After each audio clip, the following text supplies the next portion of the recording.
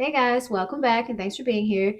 For today's video, we are going to review slash recap all of the books that I read for the month of March. If you guys saw my last video, you likely know that March was my birthday month, which means we're a little bit busier this month, just doing more birthday activities, spending time with friends and family. So I will be honest, I didn't have a ton of time to do a lot of reading at the beginning of the month. I had ambitiously set out. I told myself, I said, self. And myself said, yeah, self. I told myself that I wanted to complete at least 4 books this month. And I'm sad to say we didn't make it. We almost got there though. We got like 3.5 books. So I'm not counting that as like a big failure. Honestly, it's not a failure at all, but I really wanted to at least complete 4 books. We just barely made it to 3.5, which I'll take. But I do think overall it was still a good reading month. We had a little moment in there where it was kind of like, but overall, it was a pretty decent reading month. And that was honestly my ultimate goal going into this month. I wanted to continue all the good vibes from my February reading to carry over into March. And I think I did a pretty good job at accomplishing that. So I'll pat myself on the back because I still think that's pretty good. So without further ado, let's get into these books. All right, so the first book we read for March was Parable of the Sower by Octavia Butler. I love this book. I think for 2025, this is one of those books that I've just honestly kind of end of 2024, 2025. This is one of those books that I think it's just coming back up in conversation and kind of making a resurgence in terms of its relevancy. And I get it. I totally get why. Like it's almost, and I know you guys have probably heard this in a lot of different places too, but it is very eerie, the similarities and just like the fact that this book was written in the 90s and then a lot of the similarities that kind of like lean itself to and mimic modern day was honestly like kind of chilling. The fact that like when I picked this book up in February, like I started reading and there was actually a date. It was like February 20 something 2025. It was wild. It felt like Twilight Zone almost. But aside from all the comparisons, it's just a really well written book. I understand the hype of it. I know it gets put into the science fiction genre, but honestly, I think it's almost kind of like a social commentary in a lot of ways, like a warning. Kind of, I guess you could kind of read it as like a warning to future societies of like what could be if we continue to allow ourselves to fall victim to and just ignore the effects of things like climate change, political violence, the divide between the upper and the lower class, like just things like that, like in today, issues that are very prevalent and current right now. If we continue to kind of put our head under the sand with those, this is like an extreme version of what could be. But I still think there's a lot of lessons to be learned there. There's a lot of parallels to be drawn in this book. And then the way that Octavia executes this book through her writing style it was just such a joy, not a joy, but it was enjoyable to read. It was a little scary at times, but it was enjoyable. It was fast paced. There was a lot happening throughout the book, and it just was a page turner. Like I get the hype around the book. When I rated this book, I rated it on Goodreads a 4 star. It truly was like a 4.75 for me, but I can't rate it a 4.75. Honestly, now that I'm thinking about it, I probably should go back to Goodreads and change it to a 5 star. But the only thing that knocked it down for me was there's a point in the book where there's a pretty significant relationship that they start to talk about.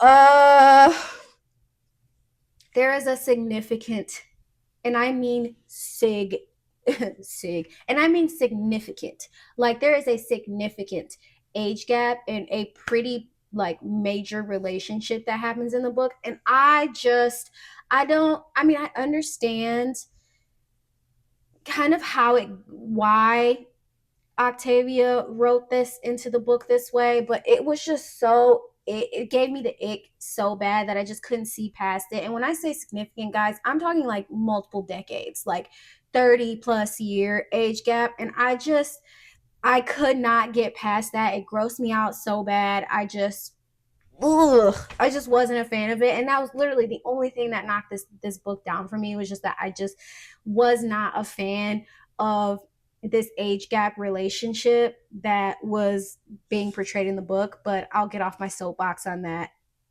it just wasn't for me. But overall, I think it's such a great book. I think it's ironic that this is a book that's, it's almost ironic, but in a sense, like poetic, the fact that this is a book that's made it to the banned book list, especially with how relevant it is today. I will be recommending this book to any and everybody.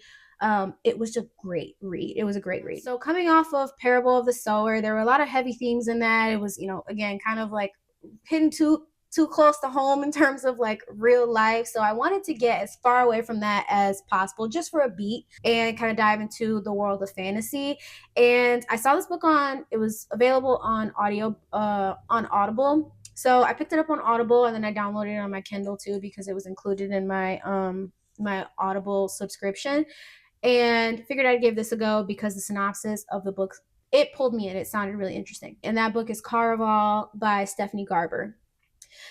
I'm going to try to talk about this book as nicely as possible, but I don't really have very many nice things to say about this book.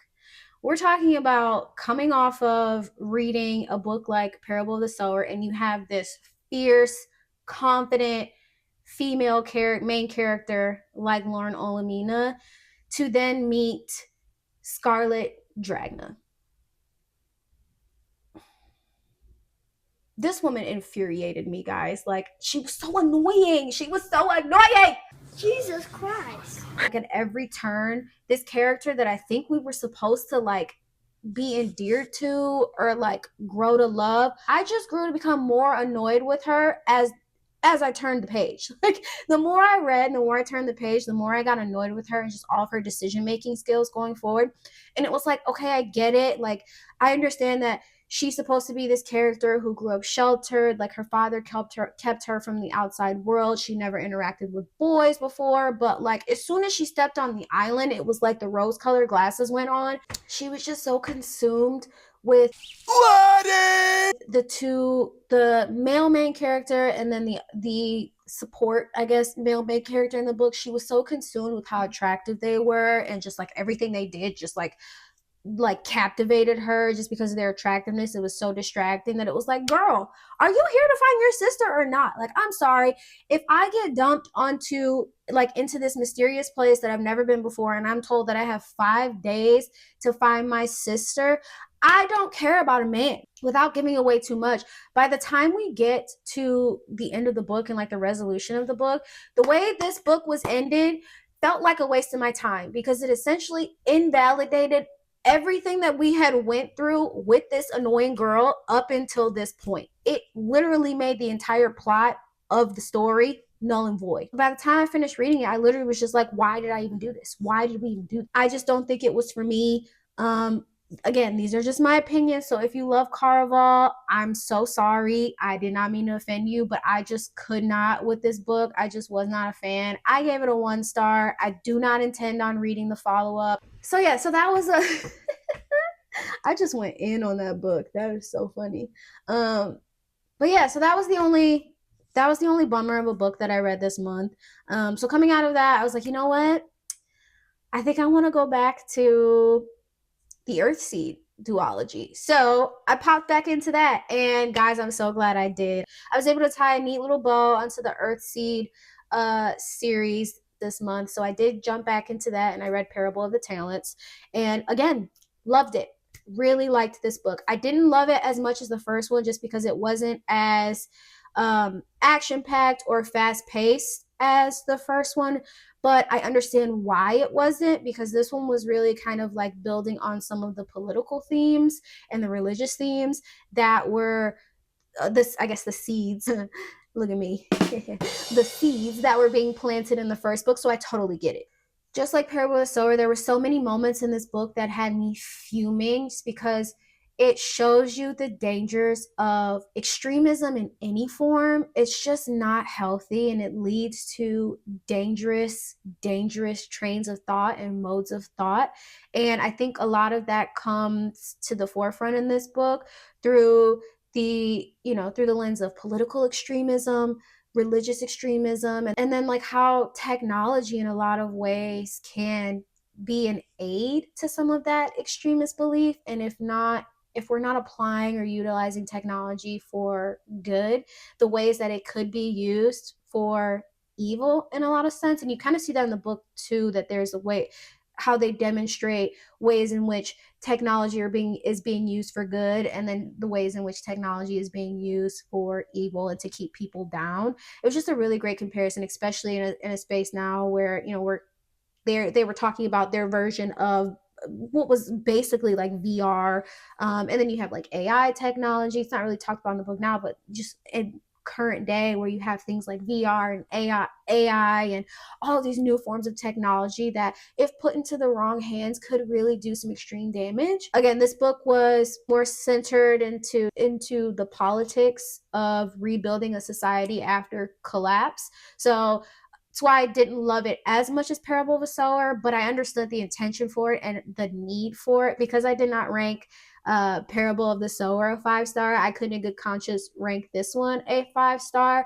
But if Parable of the Sower is a 4.75, then this is easily like a 4.25. Still highly recommended. I think it was nice, like, even though I had that stupid little break with Carval in the middle, it was nice to kind of take a beat, like let the themes from the Sower kind of set in before picking this one back up, which I like. But I'm glad I didn't let too much time pass to where I kind of started to forget some of the things that happened in the first book. And I was able to kind of pick up where I left off. And I think it helped me enjoy the book a lot more. So definitely highly recommend the Earthseed series, Octavia Butler. I really truly wish that she was around today to see the impact that these books have, and the fact that a lot of the things that she kind of warned about in some way have come to fruition in modern day and current day.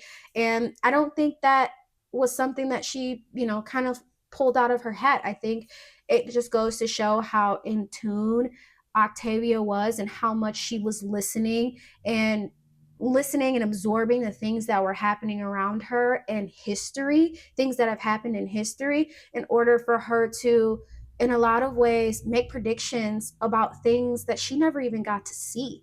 I think that's what happens when you educate yourself, you inform yourself, and you take in a world view. That's what happens. So again, I think it's really unfortunate that her books were put on the banned book list. I think she is definitely, I think, she could be a masterclass in just the importance of knowledge and education. It was just so good. I can't say anything like, I don't know what else to say about the series. I thought it was so good. I did read Parable of the Talents on Kindle, but I am 1000% going to, I want to own that set. So I am 1000% going to go get a physical copy of that book. And it's just one of those ones that I think I'll forever recommend to people, especially in today's time. It was just such a good read. And the last book for the month, this is the book that we did not get to finish, so I will do a complete recap with all of my thoughts on it for my April wrap up. But I'll kind of tell you guys what my initial thoughts are about this book. And this is a book that I've actually been excited to read. One of my favorite booktubers, Kalila Denson, talks about this book all the time. It's like one of her favorite all-time reads. And my sister also really loved this book too. She said she devoured it in a couple of days.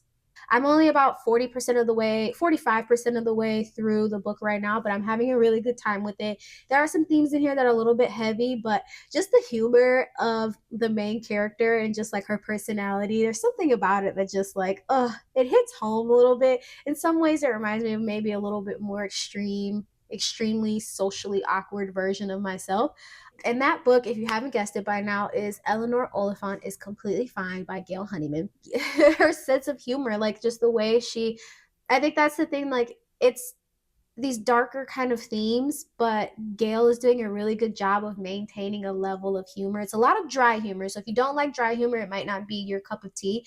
But the way Gail is artfully weaving in this level of like dry humor into some really traumatic themes is it's very clever. It's so well done, artfully done. I have very high hopes for the rest of this book. Again, I'm only 45% of the way done, so I don't want to be overzealous, but I can absolutely, at this point, I see this as like a 4 star for me right now. I'm having a great time reading it and I can't wait to finish it. So yeah, so that's Eleanor Oliphant is Completely Fine by Gail Honeyman.